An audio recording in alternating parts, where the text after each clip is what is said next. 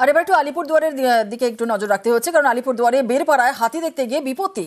আলিপুরদুয়ারের মাকড়াপাড়া চা বাগানের কাছে দুর্ঘটনা, রাস্তায় দাঁড়িয়ে হাতি দেখতে গিয়ে দুর্ঘটনায় জখম হলেন দুজন। হাতিকে কাটাতে গিয়ে দুজনকে পরপর ধাক্কা গাড়ির, বেরপাড়া হাসপাতালে ভর্তি, জখম দুজন। एकदम रास्ते में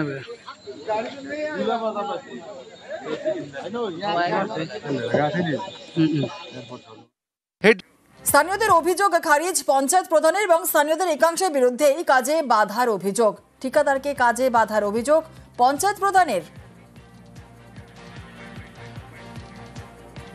বিগত 8 মাস আগেই 24 সালের শেষেই আমি ওটা টেন্ডার করি এবং কাজ করবার জন্য আমি যথাযথভাবে চেষ্টা করি।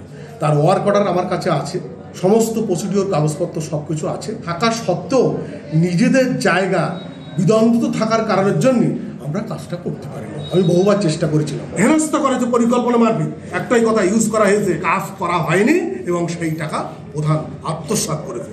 তারই জবাবে, তারই পরিপ্রেক্ষিত থেকে আমার অজান্তে আমার দলের কর্মীরা সেই অপমানের প্রতিশোধ নেওয়ার জন্যই রাস্তায় নেমেছে।